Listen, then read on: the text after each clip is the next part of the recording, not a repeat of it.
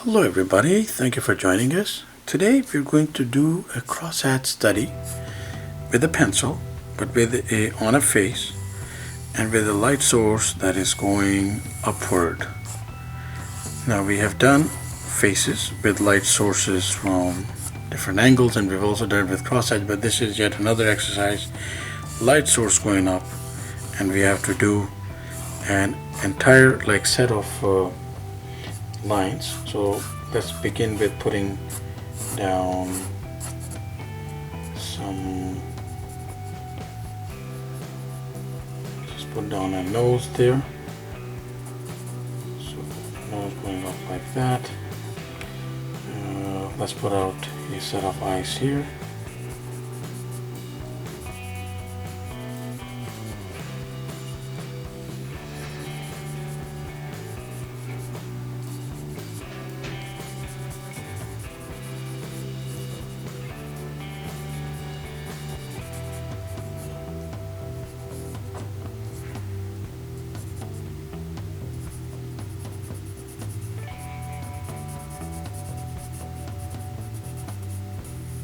Mouth,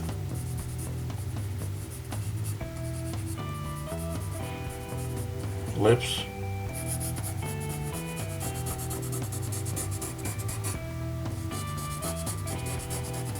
and there we have just a quickly thrown in face. Let us determine the eyebrows. I'm going to go here, eyebrows.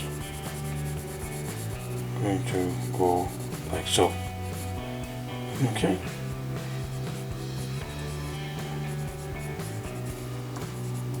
Okay. Now, so the light source going upward. Now it depends on how many features we are looking to throw onto the face here. So let's grab ourselves a pencil. Let's mark the outline a little better, that there's no confusion. Just streamlining the eye a little bit like that was.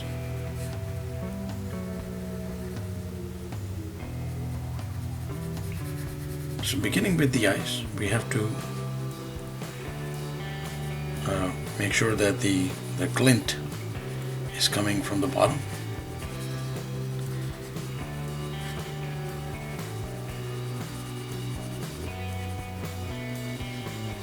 So essentially the concentration of light at the bottom of the eyes, in this case, the iris, the cornea, everything has to have a tint at the bottom, not at the and not nowhere at the top. Unless there's a light source from the top, then it's all a different ball game already. Let's put in the skin fold above the eye there, just to, and then again, it's a crosshatch exercise. We're using a pencil, so crosshatched eyebrows first off.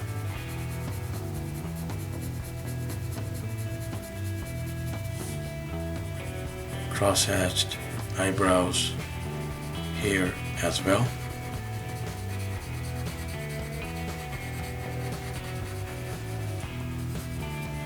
Okay, now the light source going up. So we can work anywhere we want, but it's quite customary to start at a certain point and you just keep going. So the lips will take the first. Go here, so right under the closed portion of the lip, we put in crosshatch going right across, but flowing along the shape. We've always maintained this in our videos, that the crosshatch has to essentially flow along the shape. A bit of crosshatch here, depending on how hefty, how flat the chin is, might also help. If you wish to have recommendations of this, to check out pictures online, you'll find them all.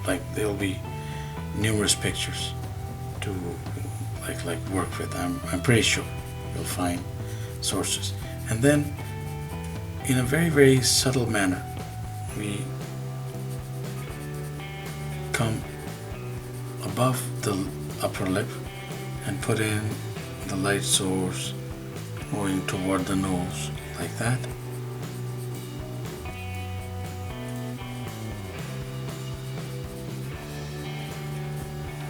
Okay, so it has this feeling of tone, and if it's not enough tone, you could just go over again. Just go over again, but it has to be very, very subtle. Any line that is out of place is going to just like throw off the whole thing.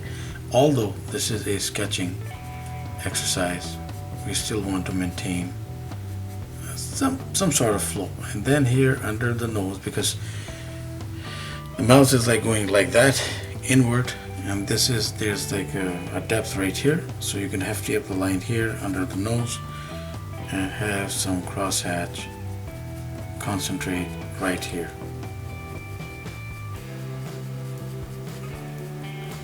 Maybe have like certain portions of the crosshatch even interact here with this.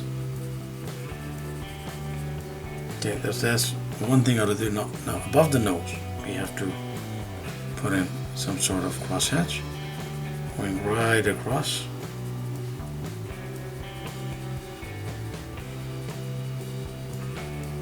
At least most of the time this is the case. So everywhere where there's a bulge, just like we go in like pretty much any direction, when there's a bulge, there's like a heavier set of lines or heavier tones going in. And again, the exercise is a crosshatch, so we have to make sure that we see lines, and whatever tones there are should be a result of those lines, and not necessarily like a fill like this. We don't want like a rounded off fill. We want a pair of lines, and you could go like this as well. So again, rule is that flow along the shape, but for instance, we have a feeling that if we have a heavier tone here, it will look a little better, more alive. So we can go like that vertically, just adding another set of lines there, even intersecting, so we have something a little different in terms of the tones. And then lighter tones on this side, just to like determine the edge of the nose there. And then outside, some tones there on the round of the flesh there. And then under the eyes,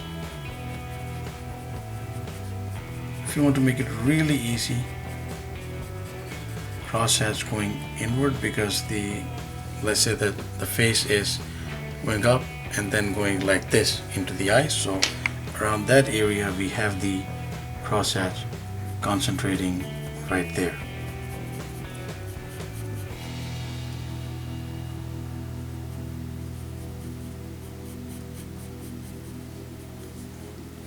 And if you want, and here of course quite dark here, because that skin fold is not going to support crosshatch that we are able to see. Might as well make it a little dark, and that's like one breaking of the rules. You could just go in line work and just fill it out. You could do that, but I think it's a more tedious exercise. And then I think that we want to have maybe one more level of crosshatch right under here, going into the curvature of the face on the side here.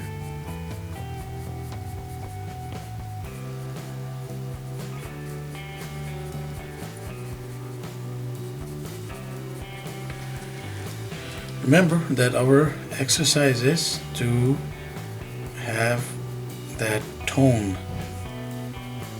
presenting itself as if the light source, however soft or however concentrated, is coming from the bottom.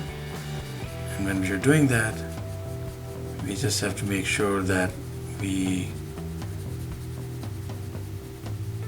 and we're going over this like rather quickly, and already it's like beginning to come together, sort of.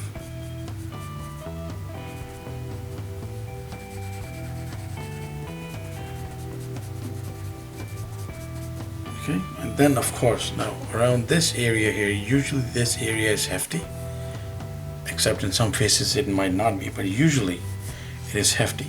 And what we do is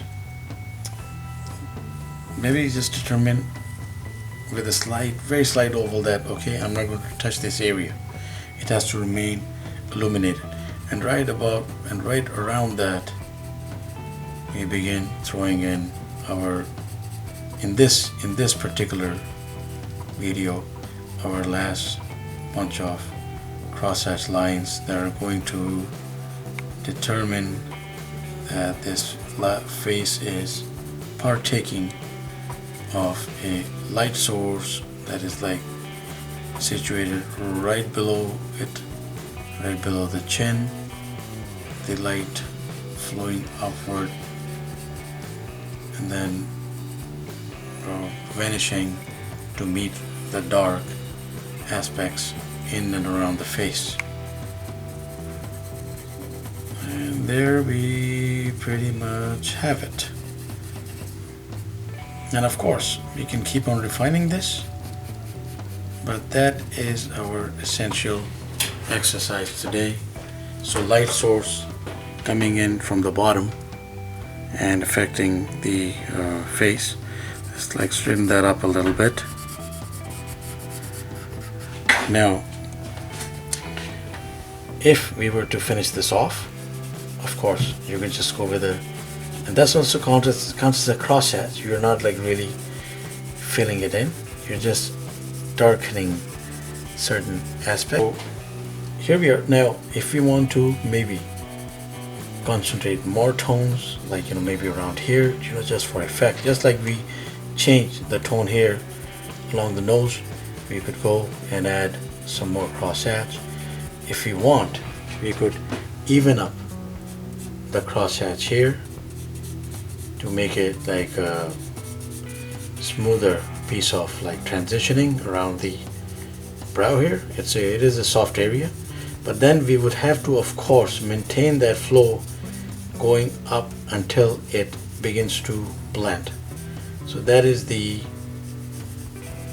purpose of the exercise, not just to have some sort of structure with like lines on it. Now this looks a little out of fact, but because we just try to explain like a certain point, but we would go and just heavy up pretty much everything else and maybe fix it as we move along.